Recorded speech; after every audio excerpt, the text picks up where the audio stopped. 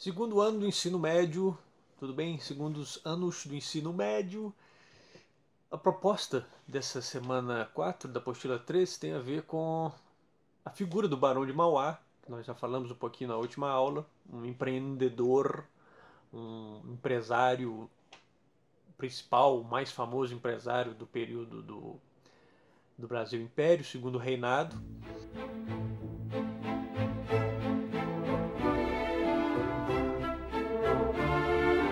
Ele vai ser uma figura importante, uma espécie de um modelo ideal do que seria esse Brasil desenvolvido, industrializado, um Brasil que realmente ingressaria finalmente num mundo moderno no sentido da industrialização, de uma economia que superasse aquelas formas econômicas, como nós falamos nas últimas aulas, muito ligadas à questão da terra, à questão da escravidão, à questão dos grandes proprietários rurais, as formas políticas ligadas a essa cultura política muito atrasada de senhores de terras e etc.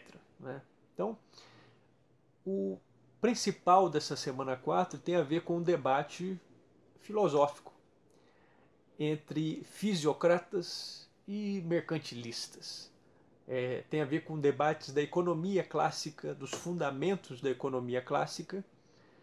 E o que é a fisiocracia? A fisiocracia é uma linha da economia, de teorias, teses sobre economia, que diziam que a terra é a principal riqueza de uma nação e que, mesmo com poucos investimentos na terra, é isto que vai garantir o lucro e a prosperidade de uma nação. Essas teses fisiocratas, elas vão ser muito criticadas por grupos que vão se pautar mais na ideia mercantilista, mas já um mercantilismo passando para um próximo passo do capitalismo industrial, que tem a ver com as ideias do comércio e do investimento na produção, que não mais necessariamente tem a ver com a terra.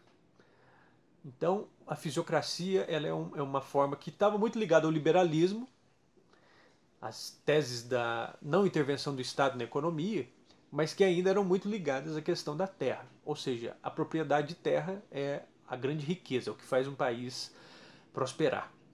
Tudo que está ligado à terra, e aí a agricultura. A agricultura é o principal ponto dos fisiocratas. Enquanto que, para outra linha dos mercantilistas, vamos chamar assim, o comércio e o investimento na indústria e nos maquinários é o que tinha a ver com o desenvolvimento de uma nação. E isso vai tomar muita força ali logo no início da segunda revolução industrial, 1850. Então esse debate ele vai acontecer em vários níveis, em várias sociedades. Aqui também a gente não passava em branco, porque o Brasil, como nós falamos nos últimos vídeos, um país muito ligado a estruturas de grandes proprietários de terras, de mão de obra escrava, de monocultura para exportação. Esse que é o detalhe. Não era o grande objetivo o abastecimento de um mercado interno, ainda que em várias regiões houvesse esse peso do mercado interno muito importante, mas o sentido, digamos, da colonização, para lembrar um termo muito importante da sociologia, da própria história, tem vários autores excelentes que trabalhavam nessa linha.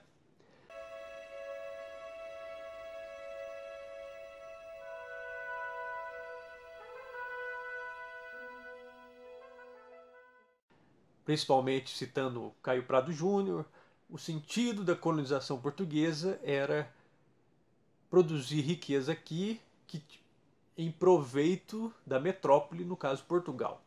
E de alguma forma nós nunca conseguimos nos soltar dessas grandes estruturas históricas e etc.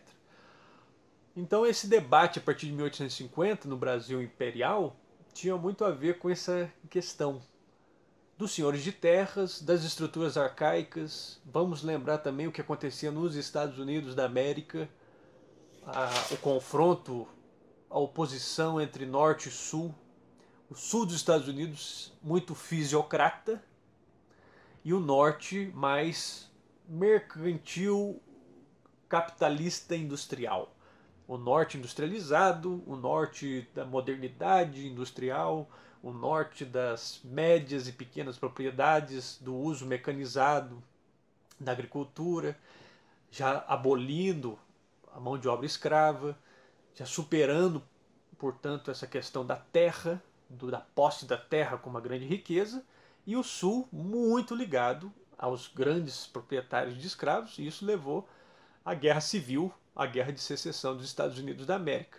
Aqui no Brasil, olhava-se para os Estados Unidos tentando entender também como que aqui funcionava essa política de modernização, mas ao mesmo tempo de confronto com essas estruturas arcaicas. Já adiantando também os próximos assuntos, a questão da escravidão.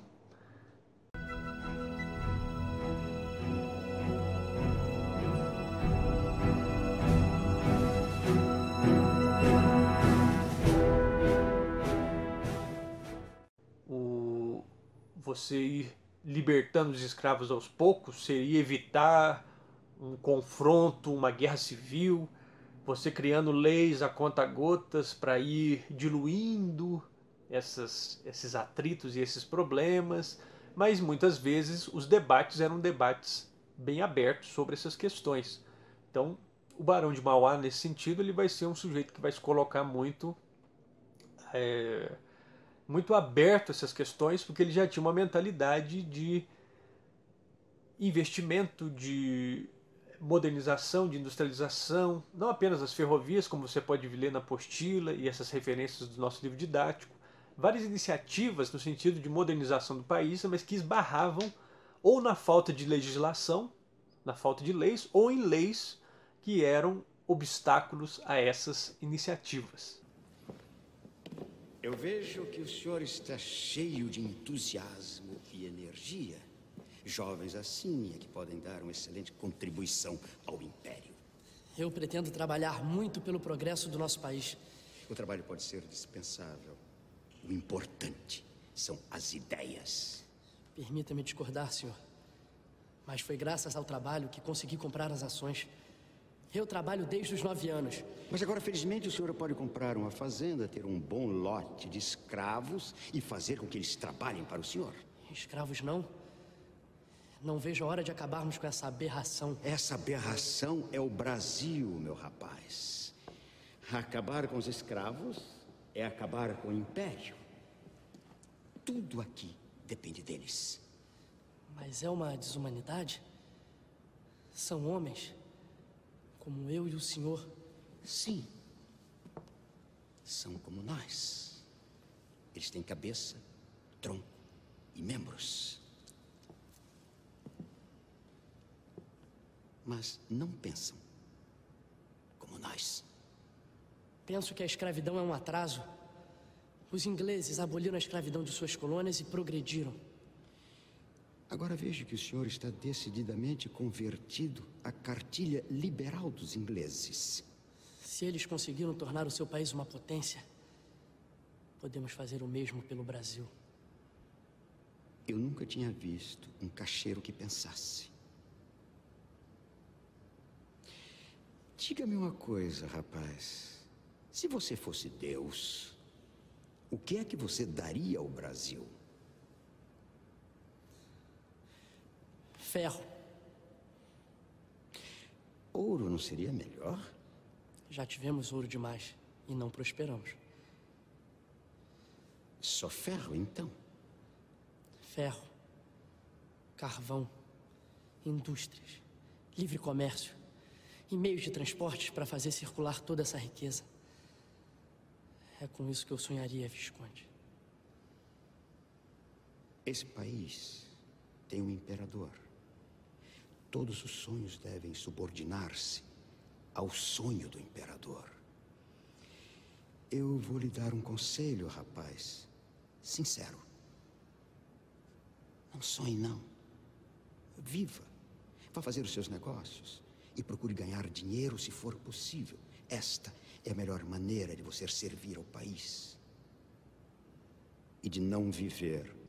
Então, esse debate da modernização econômica do Brasil, que é um país que parece que sempre se moderniza parcialmente, com atraso em relação ao restante do mundo, é o que está aí na pauta da nossa semana 4, né? Que já é aquilo que a gente veio falando nas últimas aulas. Então, com isso, nós encerramos mais uma semana, mais uma apostila.